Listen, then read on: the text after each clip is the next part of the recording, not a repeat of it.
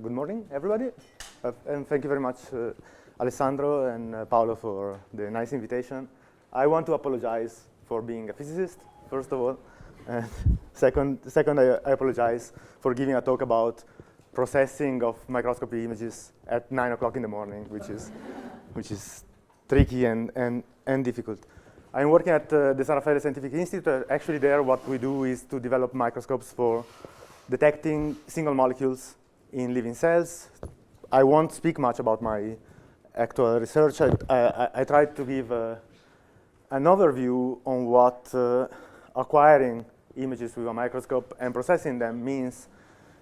It's going to be a very superficial talk. Each of the topics that we'll cover would probably deserve one lecture by itself, but it would be a very boring course, so maybe it's better this way.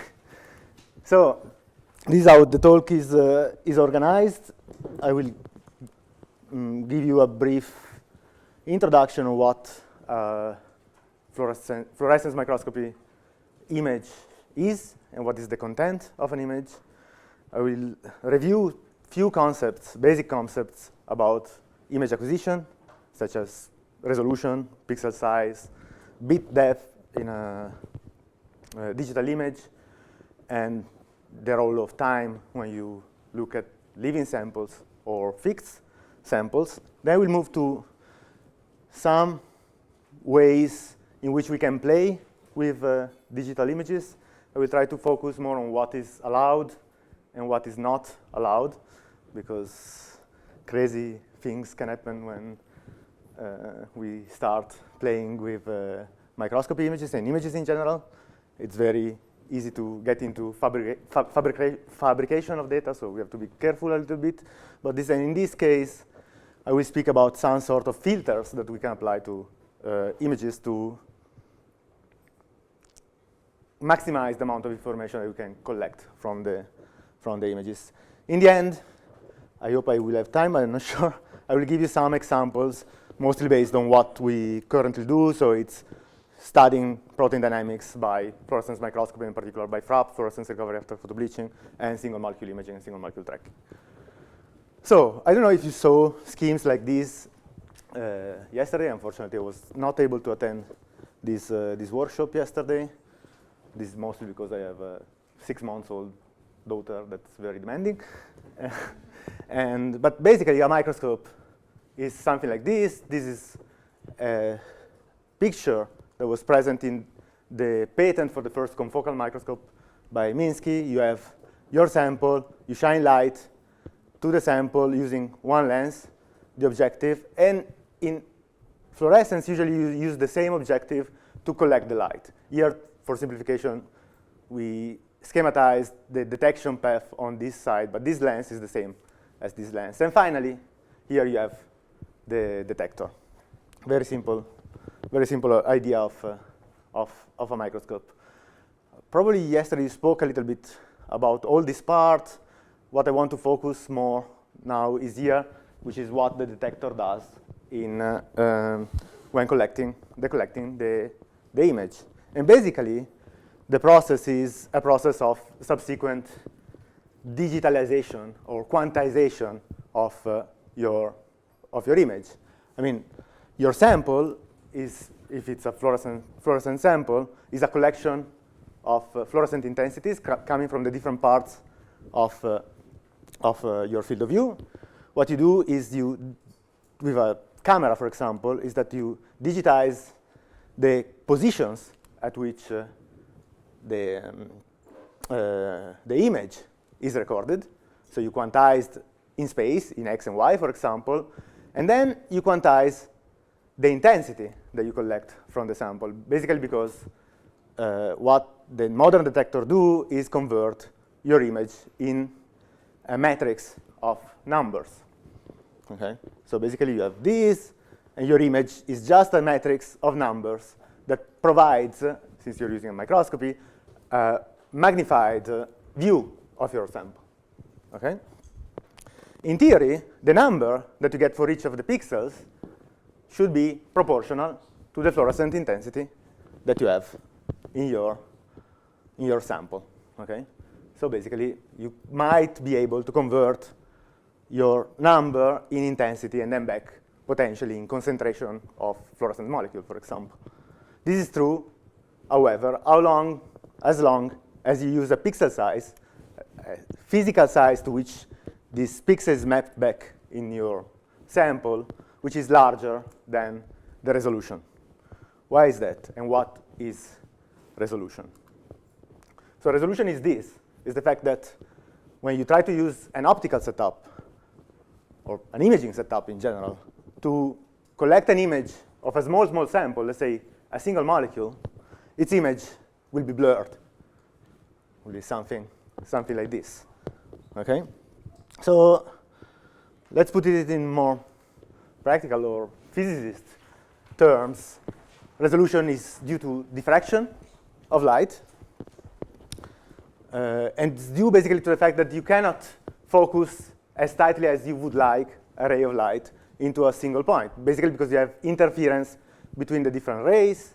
And this means that you try to collect an image of a small object, let's say a single molecule, for example, and you get a pattern of intensities, which is called airy disk, or in more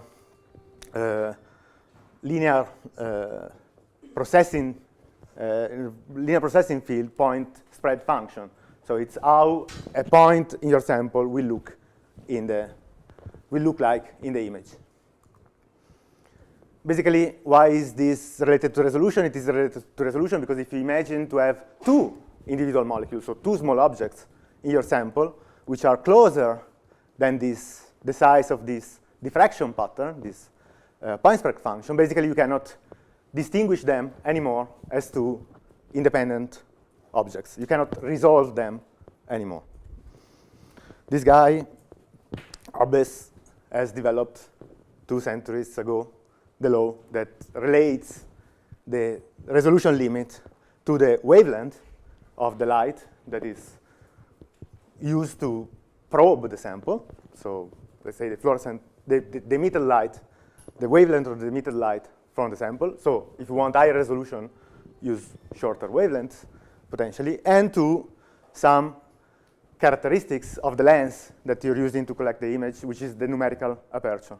Basically, it's a quantity that is proportional to the angle that, of light that is collected by the objective. So if you would like to have great resolution, you should use lenses like these, like those that are used in astronomy. This is not feasible, of course, in microscopy. And so we are limited to a certain number. More importantly, this number is actually the sin of an angle.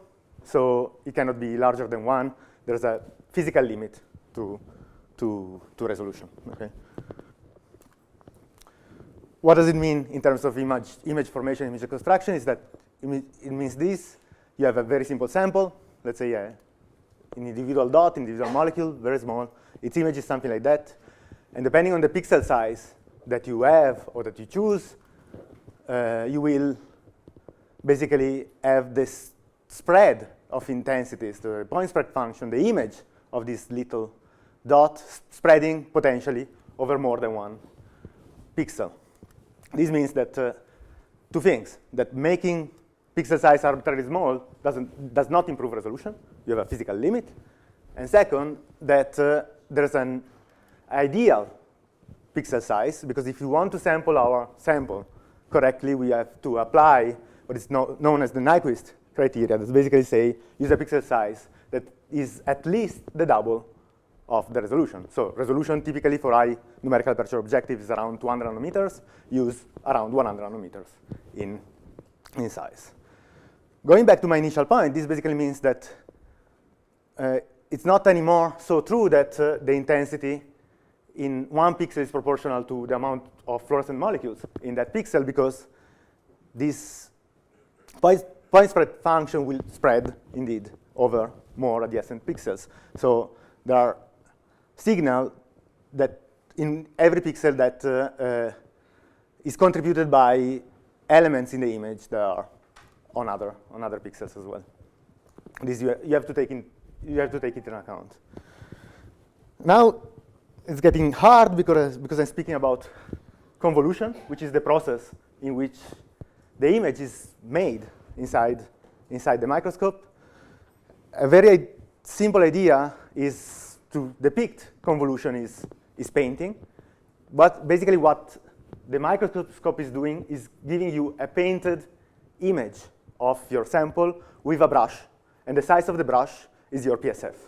Okay? A little bit like in impressionist or post-impressionist paintings, you have all these little dots. That's basically what the microscope is doing. For each fluorescent molecule, it will generate a brush. There's a mathematical way of describing this kind of process, which is called convolution, which is based on one assumption, which makes microscopy not so creative as painting, which is the fact that the PSF is the same all over the place. This is actually not even true for microscopy, because there are aberrations. But one basic principle of convolution is the fact that no matter if your molecule is here, or here, the PSF is going to be always the same. Under this assumption, we can describe, in fact, the image formation process as convolution, which is this operation, which is not exactly a multiplication, but it's an integral, and which basically results in the fact that this is the object that you want to image, you have the PSF, and you get an image that is blurred by the PSF itself. Basically, if you want to think in poetic terms, think about convolution as the mathematical operator for painting. Okay, so you heard probably already yesterday, you will hear it even more today with confocal microscopy, that one of the most important features of fluorescence microscopy is that it allows to collect three-dimensional images of your sample without the need of physically cut it. So we have to extend this pixel concept and this resolution concept to 3D. We do this by, usually we collect three-dimensional information about the sample by collecting several images at different focal planes. So what we do basically is we define the voxel as a, how do you say, cube, not really a cube, a parallelepiped, which has on x, y, the size of the pixel, on y, potentially the distance between two planes at which you have acquired an image. The same concept of point spread function holds also in 3D. For example, you can imagine of collecting the image of an individual molecule or a small, well, I don't know, bead, fluorescent bead, at different focal planes, both in focus and out of focus. And depending on the microscope that you're using, you will have a different response at different focal planes. You will hear that confocal microscopy allows to get rid of this out of focus contribution. In wide field microscopy, however, for example, the kind of microscopy we heard about yesterday, if you collect the image of one plane in a three-dimensional sample, this image will be blurred by the contributes that belong to upper and lower planes with respect of the plane that you're acquiring. Still, we can assume that this PSF is the same all over the three-dimensional volume that we are acquiring. We can still play the game of convolution. Actually, the microscope plays the game of convolution, gives you an image in response to your object, which is given by the convolution of the object for the PSF. As I was saying, the net effect of this convolution process is blurring of the images of three-dimensional samples. You would like to collect one image of one focal plane, which is perfectly sharp, but actually it's blurred because you have also contributes from planes above and below the focal plane. We'll try in the mid of my talk I will try to describe you some computational way that allow to get rid of this blur. And of course, it's called deconvolution. Okay, so not only space is quantized in a digital microscopy image, but also the gray levels, so the intensity of the fluorescent signal is quantized. Basically, as we were saying, we convert intensities into numbers, which usually are integer numbers and usually are powers of 2, because we use computers to collect and process the images. So what does bit depth and quantization means. Basically means that you have a continuum in your sample of fluorescence intensities, and you digitize them or digitalize them into a certain number of gray levels, which can be 8, as in this case, or can be more extreme. It can be 1 bit, so 2 gray levels. This is basically a binary mask of your sample. Everything above a certain intensity will be given the value 1, and everything below will be given the value 0. Or for quantitative measurements of fluorescence intensities can be very high, like 16-bit. Now it's standard, which is very close to what our eye can see. We could probably not recognize more than this 16-bit of images. So what bit depth to choose?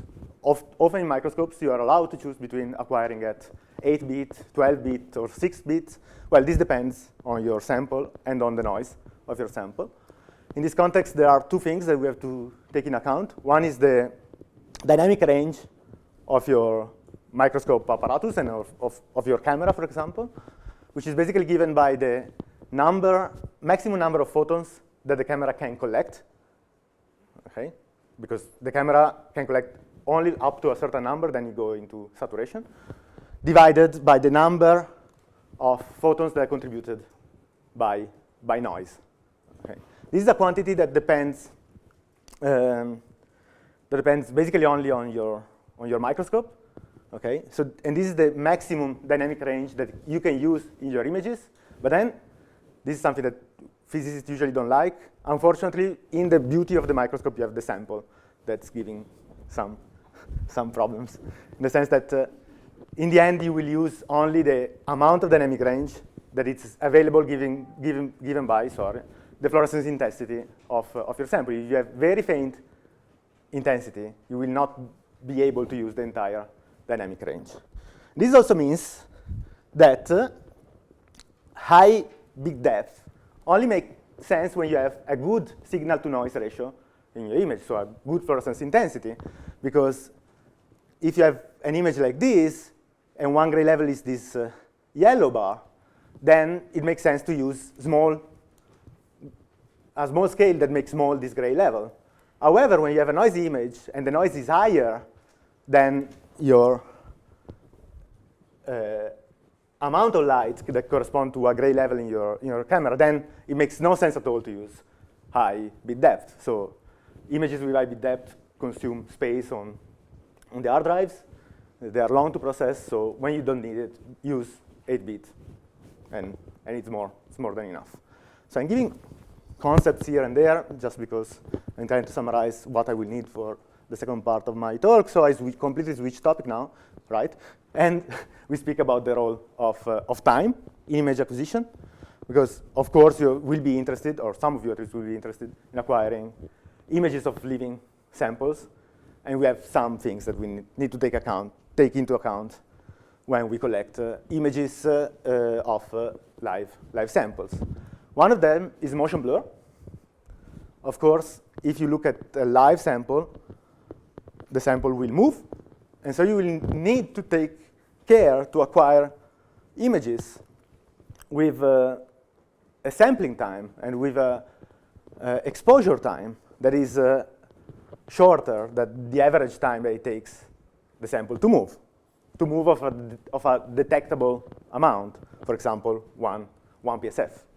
Okay, so yeah, I mean this is non-trivial, especially when we collect three-dimensional images of live samples, because as I said before, we collect three-dimensional images by sequential acquisition of different focal planes often, and in this way we need to make sure that in the time between the first image and the last image, the sample didn't move too much. It's not so easy to correct because different parts of the sample might move in different directions, so it's really better if you can avoid these kind of issues. The second thing that you need to take care in acquiring sample in time, and this is true both for live samples and fixed samples, is photobleaching. You heard about photobleaching yesterday, so you know what it is. Here, from a let's say, image processing perspective, the only thing I want to tell you is the fact that you can correct for photobleaching. For example, you can normalize your fluorescence intensity for the over time, so set it constant over time. However, the photobleaching will result, once you correct, will result, or in general, photobleaching will also result in a degradation of the signal-to-noise ratio, because you will have always less signal and still the same amount of noise. So you need to be careful in this, especially for quantitative measurements. Okay, so last concept is that the Nyquist criteria about sampling is valid also in time. So if you want to sample a fast kinetics of your sample, fast dynamics of your sample, you will need to sample your sample, again, with a frequency in time that is at least double the speed of the things that you want to measure, of course. Okay, so we collected images. They are beautiful. They look beautiful. Now we want to get some quantities out of them. And we'll go through some of the things that we can do with image processing, in fact. First part is about intensity transformation spatial filtering.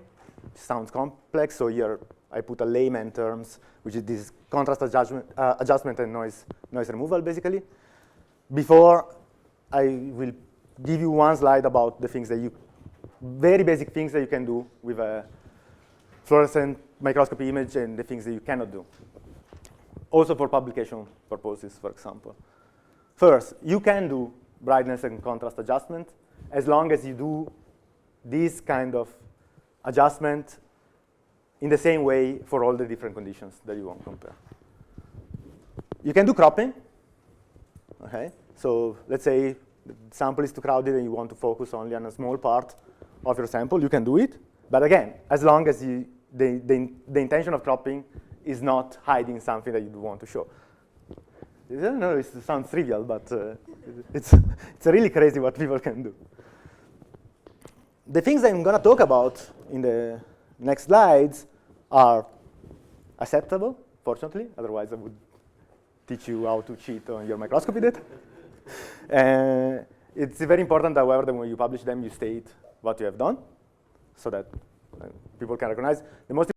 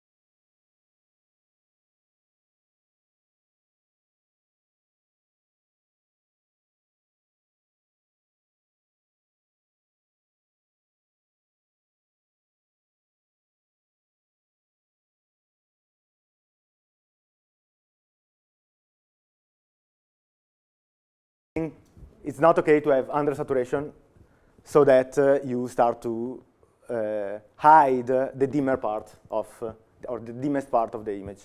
Okay. Again, brightness and contrast can be adjusted, but you have to apply the same brightness and contrast setting to the same image, not selectively adjust the brightness and contrast of the cell and keep the background low. This is not fine. And you don't need to over and undersaturate images. Here, down here, there are a little bit of links to websites where policies for journals, for example, are published. Look at them. They're very informative, I think. So, in more general terms, brightness and contrast is a specific operation, an example of more general operations or transformations, which are intensity transformations. Intensity transformations are all the transformations that you do when you change the value of a pixel in an image depending on its original value. So you apply a function, which is this m, that depends on the original values of the image and converts into new images. So contrast stretching is one example, use only part of the dynamic range. Intensity inversion, you make white what's black and black what's white. That's also this kind of operation.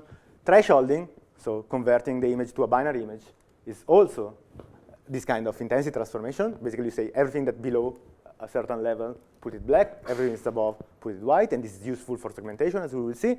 And then there are these non-linear sorts of transformation in the histogram. Gamma is one example. Basically, you change the way gray levels are mapped in the image in a non-linear fashion. So this is, as I said before, okay, as long as you show what is the color map, so what each gray level corresponds to in the image. Okay, so these were very local transformations. So you were changing the value of one pixel depending on its original value. Now we move to a little bit more complex filters that will be useful for this kind of things: noise removal, sharpening, and edge detection. These are called spatial filters or still local filters.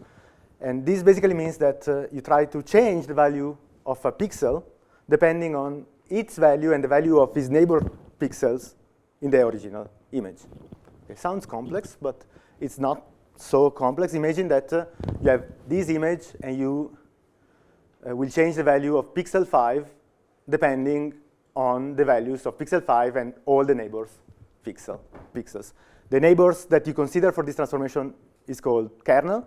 This is a 3x3 kernel. This is 1x3 or 3x1, 3x1 kernel. And I give you immediately an example. The most typical example is the average filter. Basically, for each pixel of the image, you plot or you compute the average in all the neighbors pixel. In the new image, you assign this value to the pixel 5. And you do this pixel by pixel for all the pixels. What is the effect of this filter? Can you imagine? If for each pixel, you compute the average in a neighbor, and then you assign the value to the pixel itself, the net effect is of smoothing the image out. So, for example, smooth out noise. So you move from a raw image that looks like this to a filter image that looks like this. Of course, maybe it's not so clear here, but noise is removed. Maybe the downside of this is that the image is smoothed, so detail is also lost. In fact, the advantage is a very simple filter. It's very fast to compute, also for large data sets. It is a linear filter. Linear filter basically means that if you apply a sequence of linear filters, the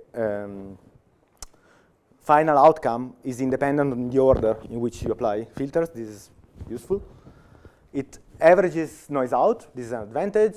It works against the typical noise of microscopy images, which is Gaussian Poissonian noise. Because basically, as we said, microscopy and digital microscopy is made of counting, for example, light, counting photons that arrive to the detector. So the noise is typically Gaussian and Poissonian. The disadvantages of this filter is that you lose detail, you lose resolution. So if you want to see something that's 200 nanometers big or something that, or two objects that are at a distance of 200 nanometers, maybe it's not worth to apply this kind of filter. It's ineffective for very high noise levels or very dark pixels, what is called as salt and pepper noise, which is basically often is an effect of a malfunctioning microscope.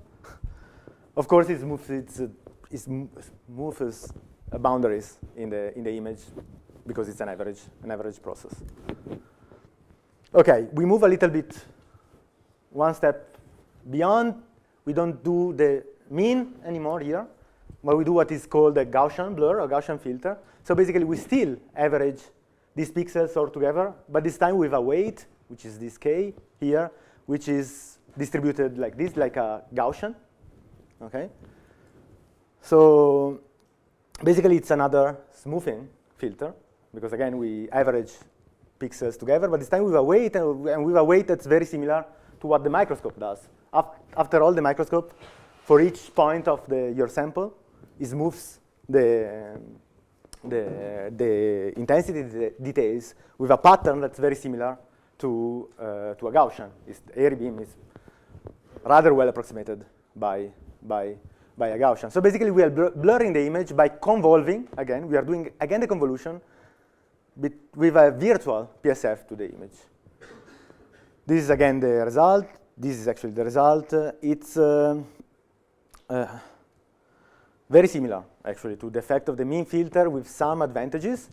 One advantage is the fact that it's a very natural way of smoothing images. We are doing exactly the same that the microscope is doing, so the images look a little bit more natural. There are less artifacts, such as ringing effects, because when you apply a mean filter, you basically calculate the average of a square pixel by pixel, and this creates edge effects, which are not very evident here again, but you see this line here. These are the artifacts typically introduced by applying a mean filter. Gaussian blur doesn't have this problem, but again, exactly as the Gaussian filter, of course, you will lose detail. You will lose detail no matter what, whenever you smoothen out one image.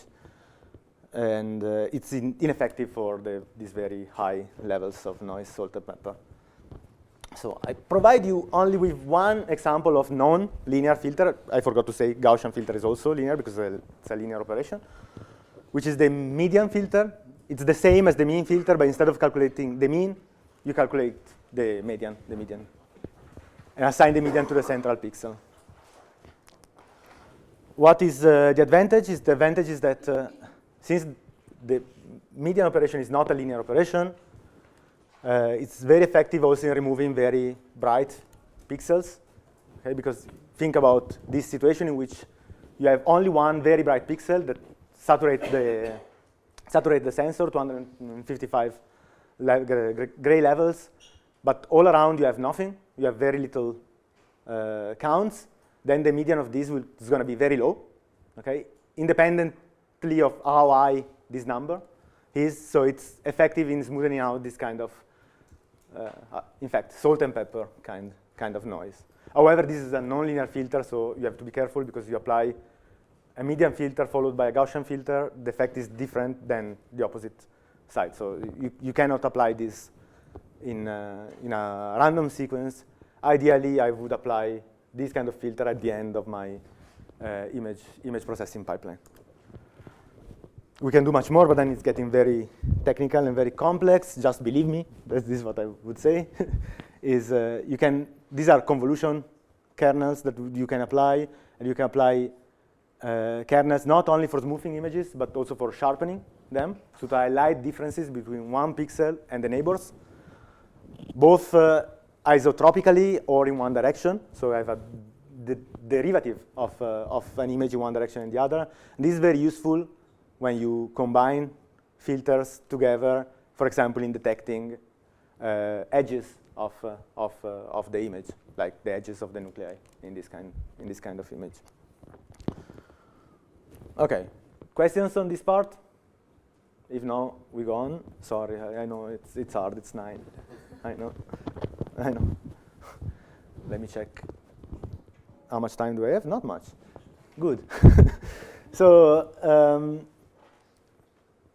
yeah, part 2, it's related more on quantifying, for example, sizes of objects and identifying objects in your image. This is usually done by thresholding, okay, by binarizing the image, creating a mask of the image. This allows to identify features in your image, counting images, measuring size of objects, and so on. So this is what I said. Basically, what you do is you apply a threshold from the raw image to the binarized image. And you say everything that's above this threshold, put it to 1. Everything that's below, put it to 0. How do we choose this threshold?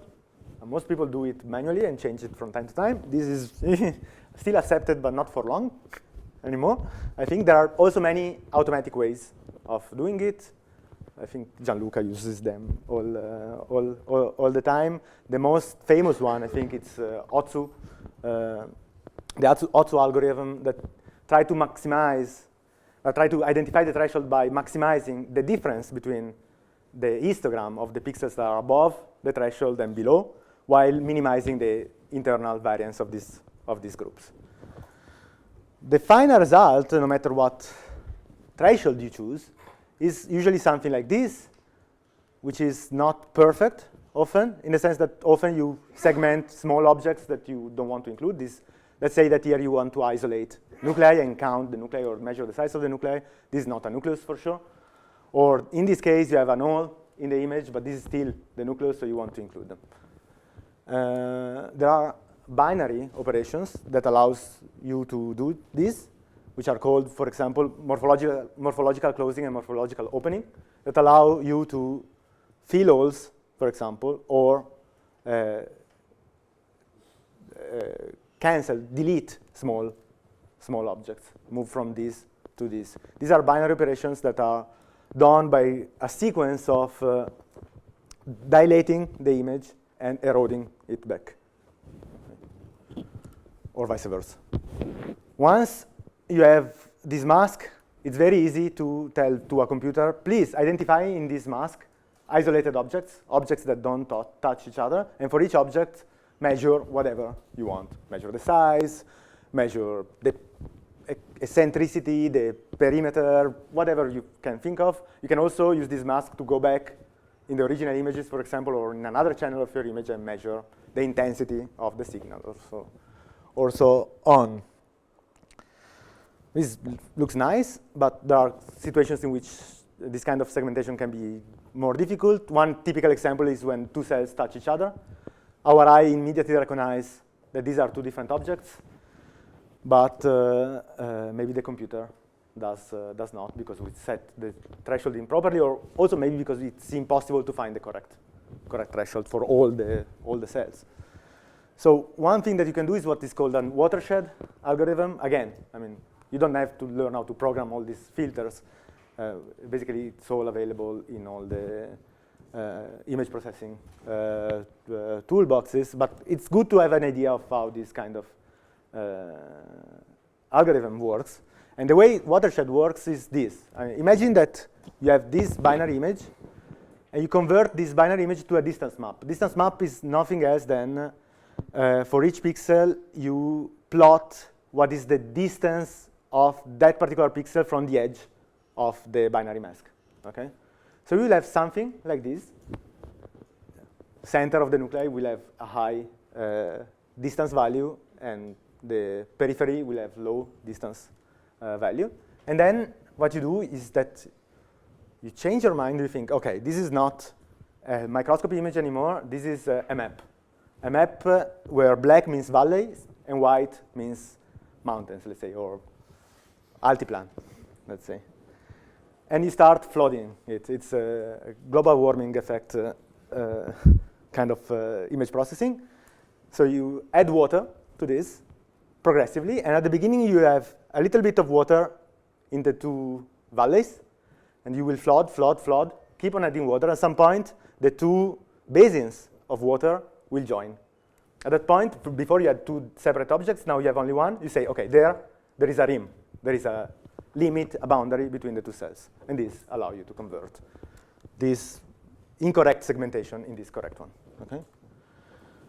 I spoke several times about softwares. If you don't have an icon, you can use, sorry, you can use open source softwares. ImageJ is an example, Fiji, so on, and this is a very nice package that allows segmentation and profiling of microscopy images in an automatic way.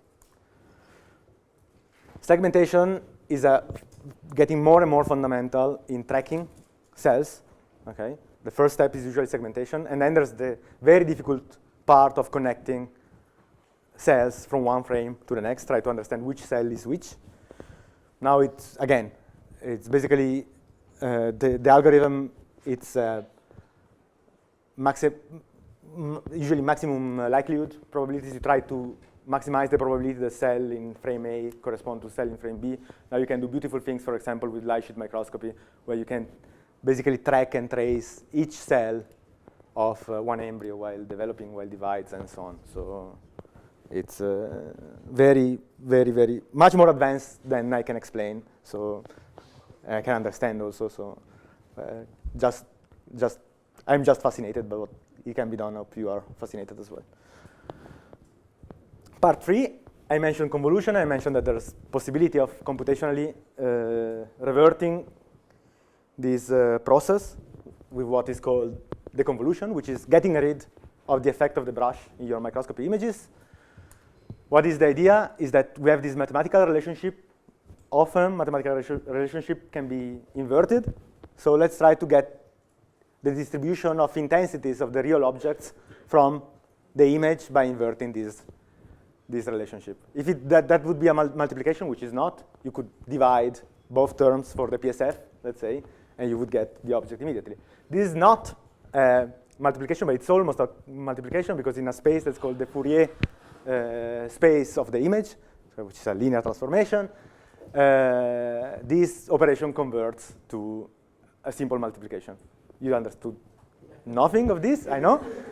But yeah, again, let's say that in the real space, this is not a multiplication, but in mathematics, you can create alternative spaces, which is beautiful sometimes. And when we do this transformation, this strange operation turns into a normal multiplication. Okay, so it has several advantages, because you take out the blur. Okay, you improve the resolution, because the PSF has the effect of worsening the resolution of the image. You improve the contrast. You improve the signal-to-noise ratio. When you want to do quantification, it's a nice step to do. The main problem, even let's assume that this is a simple multiplication. The main problem of this division is the fact that this PSF has some points in which its value is 0. Okay. Let's put it another way. No, that doesn't work like this. But sorry, forget about it. In the virtual space, okay, there are some points in which this PSF with the noise is 0. And so when you have the noise, you do a division by 0. Division by 0 is terrible, because it gives infinite. What does it mean, infinite fluorescence? Woo, cool. No, that doesn't make any sense. It's very, so you need to use some tricks to, mathematical tricks, actually, to apply deconvolution in the right way. And for this reason, there's not only one algorithm for deconvolution, but there are many. Okay.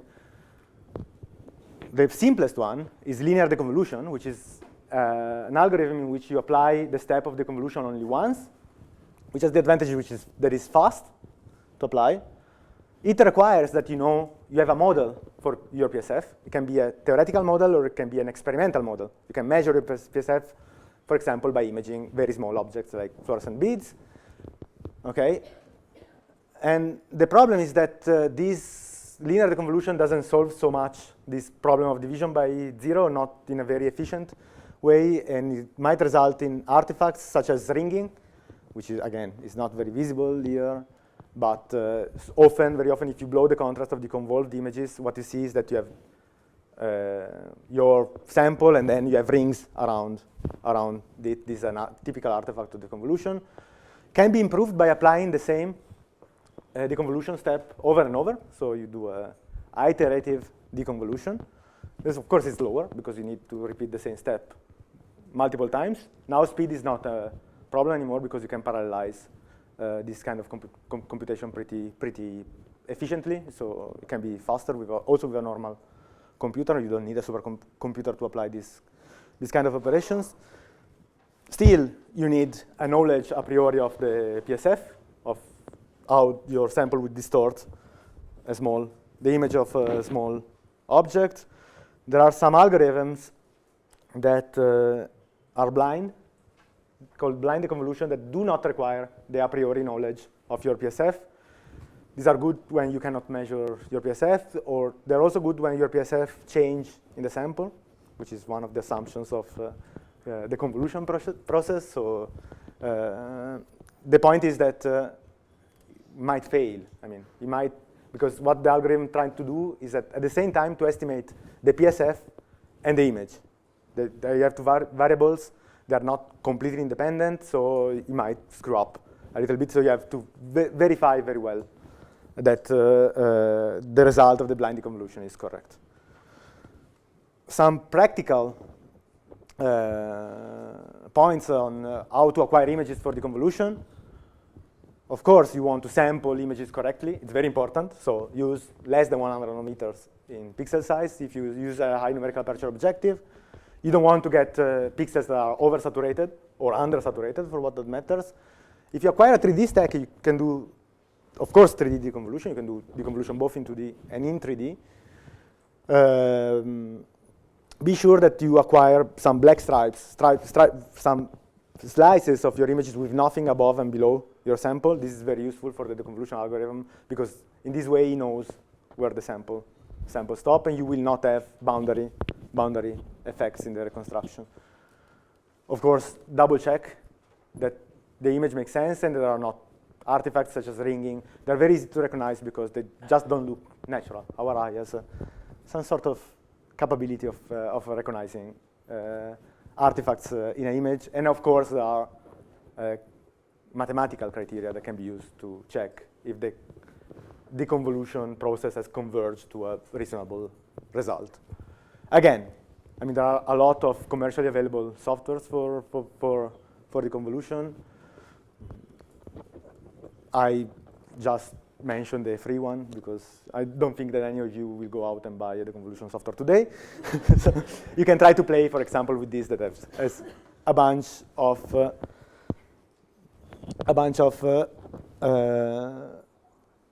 different deconvolution algorithm. It's fast, so you can try on your images directly what happens when you do the deconvolution. Of course, there's an hardware way of doing deconvolution, which is confocal microscopy, at least in part, in the sense that confocal microscopy gets rid of out-of-focus blur by working on the microscope itself rather than on the images. Of course, you can also combine confocal microscopy with deconvolution to further improve the optical sectioning and the resolution slightly of the confocal images. Now, I have the last part. That is the more applicative one, but I will need 10 minutes more. Can I be 5 minutes longer? Yeah, okay. 5 minutes more. So I want to show basically what we do. So as an example of image processing, what we do is actually analyze, of course, you can do many kind of quantification and image analysis more than image processing. Talking about all of this will take the whole duration of the course. I speak about what I know best, which is what I do, which is using the microscope to analyze dynamic behavior of proteins in living cells. Why are we speaking about image analysis? For measuring the behavior of fluorescently tagged protein in live cells. Sometimes we actually don't need much of image analysis. For example, in the case in which we look at massive translocation of proteins in a living cell, something like that. I mean, you see it, you know, you can basically measure by counting the frames it takes for the molecule to translocate from the cytoplasm to the nucleus and back directly with very little image processing. Of course, you can automatize this kind of analysis using a combination of the tools that I described before. These are transcription factor, NF kappa B, that once activated, translocate in and out of the nucleus. There are other situations in which you don't need too much of image processing. Still, a little bit of image analysis is when, for example, you have dispersed particles that move in your sample. These are aggregates of antibodies that cannot fold correctly, so the cell respond by storing them in the ER in these little particles that are called Russell bodies. And with a little bit of tracking, you can basically quantify a lot of features about these aggregates, how fast they move, how long it takes to reach a certain point, and so on. I will go back on tracking in a few slides. However, in most of the cases, you are in a situation like this, in which you're at equilibrium.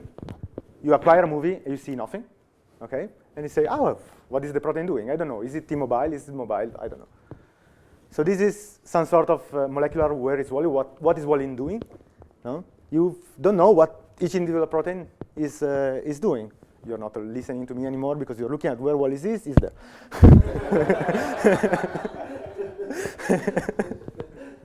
So this always works. So there are some tools that we can use to solve this kind of problem.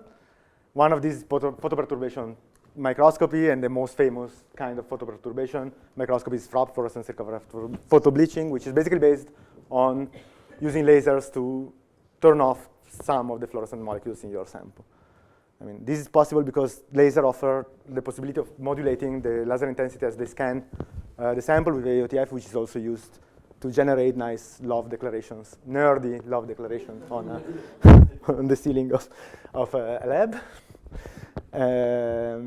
The way FRAP works is this. You have your fluorescent molecules all on. You turn off some of them, and then you look at how they move, basically, because you monitor the recovery of fluorescence in the region that you have bleached, and this, if molecules can move, this will move back up.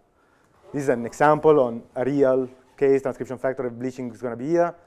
The molecule bleaches, and then it returns immediately. Did you see the bleaching? No, because it was too fast. I go back. The bleaching is there. Now nothing. No bleaching. Sorry, this is not a FRAP.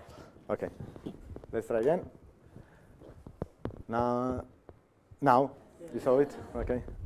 And this has been used in my field to prove that transcription factors recycle very rapidly on their binding sites on chromatin. You can quantify this measurement by plotting the average intensity of fluorescence in this region. And for example, from this plot, which is the curve of fluorescence recovery, we will be able to do qualitative comparisons to recognize a faster protein from a slower protein, depending on how fast it recovers, and the fraction of molecules that are engaged in a mobile fraction, so they can recover, and the fraction of molecules that cannot recover. Of course, you can do comparisons, okay? For example, plotting the time it takes for the curve to recover 50%. We can be more quantitative by applying mathematical models to these curves. We have here the expert of the most complex mathematical model for a FRAP, which is Paolo Maiuri, a long time ago.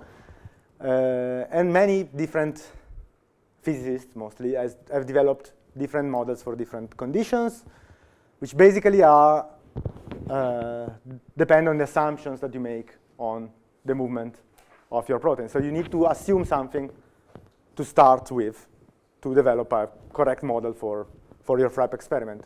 Basically, you decide that your sample is three-dimensional, diffusion is simple, you have binding, you don't have binding, and so on. You derive some equations that you solve for providing a model that can be used to provide quantitative measurements, for example, of the diffusion coefficient of the molecule or the binding rates of the molecules, and so on. The problem is that FRAP is not very deep as kind of image tool, or better, you get recovery curves that can be fitted by more than one single model. And this has created a lot of confusion in the field. It's related to this thing, basically, this famous guy said that if you have a curve and use 4 parameters, 3 parameters, you can fit whatever you want, even an elephant. And with 5, you can make him wiggle strong. The interesting thing is, in 2000, there's a scientific paper that proved that with 4 parameters curve, you can really fit an elephant. So this is very, very central piece of literature, I think. So what we do now is to look at single molecules instead of looking at all these proteins. Basically, we dilute out the amount of fluorescently tagged protein in a living cell. And this is advantageous because you can recognize immediately what the molecules do. You see them. They move, they stop. Okay? So has several advantages because you can probe these events with very high resolution. You will hear a talk tomorrow by Professor Diaspro on super resolution, and it will be more clear why we can break the diffraction barrier in this way. We can look directly at the behavior of the molecules, and we don't get only the mean of the behavior, but we get the whole distribution.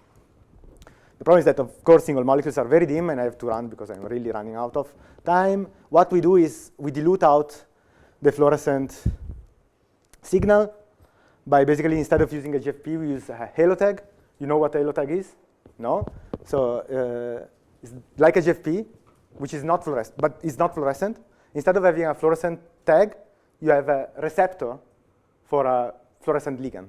Okay? So you have fusion protein between your protein of interest and this receptor. Then you titrate in your sample your ligand, that can be an organic ligand, for example. So it's more bright, more photostable, and you can decide the concentration of the ligand that you want to use. So you can only label few molecules so that you have a sparse labeling of your sample. Of course, it's more photostable because we use organic ligands. These allow us to follow individual molecules for a longer amount of time. We also use some optical tricks because you want to collect these kind of images in wide field mode because it's still more sensitive than confocal microscopy and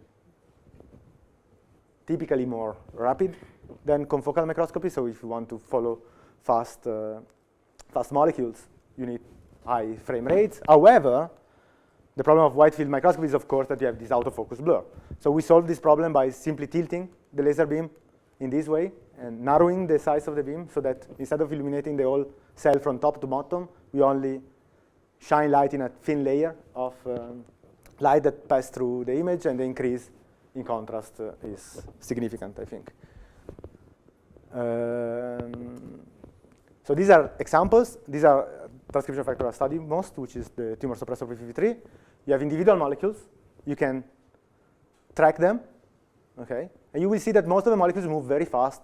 And from time to time, you have a molecule that stays still. These molecules are bound, transcription factors are bound to chromatin. And in this case, instead, for example, is upon activation of this transcription factor by DNA damage, you have much more stable interactions, like here, that last longer and bigger fraction. You can quantify this in several different ways. One is the mean square displacement, that is basically an indication of how far the molecule moves in time, from one frame to the next, then from one frame to 2 frames later, then from 1 frame to 3 frames later. You plot a curve of the mean of the square of these displacements, and we'll have different behaviors for different curves for different behaviors. Confined motion, we start moving and then we stop. Free diffusion with a certain diffusion coefficient will give a curve like this. Higher diffusion coefficient will give a steeper curve. If you have directed motion, you will have something that scales like the square, let's say, of the time, the mean square displacement square. We can do also simpler things. I'm running too much, so nothing is getting through, I think. For example, plot the distribution of displacements from one frame to the next. Okay, so ask the distribution of how far the molecule jump from one frame to the next. For example, for the 2 cases I showed you before, you see that upon activation you have this peak of in the distribution at short displacements. These are molecules that don't move much, molecules that are immobile. For example, an histone that doesn't move much, this is the single molecule movie of an histone, provides this very peaked distribution. Finally, I mean, I'm a lazy person, so we always try to look for analysis strategies that take the as little effort as possible. And in this particular project, we were interested in measuring the duration of these binding events, how long do they last. And tracking is tricky a little bit, because when you track a molecule, even if you have a small error rate, okay, you might have, when you look at duration of events, so you try to track a molecule for a long time, even a very small error rate like 1% might have a very big impact, because, for example, if you consider molecules that last for 100 seconds, even 1% error rate means that every track will have a mistake, okay? So this was not the correct way of doing it. I mean, when we used to do this, we were tracking molecules, and then there was a poor PhD student that was correcting all the errors that the algorithm was making. Leads to biases, of course, because I mean, we try to do everything blind, but then one understands immediately what you're looking at. And so we try to look for a different way, a lazy way of doing this kind of analysis. And the simplest idea that we had was to analyze these kind of movies as chymographs. So we had this, imagine these movies as a three-dimensional set of data, okay, where you have time on the other axis, like this, and then you rotate this movie. Here, this is a better picture. Here, molecules that don't move will not change position in time, so will appear as straight segments like this. And now we can just measure duration of binding events by looking at the length of these segments, which is much easier than tracking individual molecules from one frame to the next. Differences between the two conditions, it's clear just by looking at that, which is nice. We started to do two-color experiments to probe that binding of transcription factors at active sites, as marked by accumulation of polymerase, is more stable than at not active sites, but still transient on a time scale of seconds. I think I'm done. These are the acknowledgements. Only too much delay, sorry for that. And thank you very much for your attention.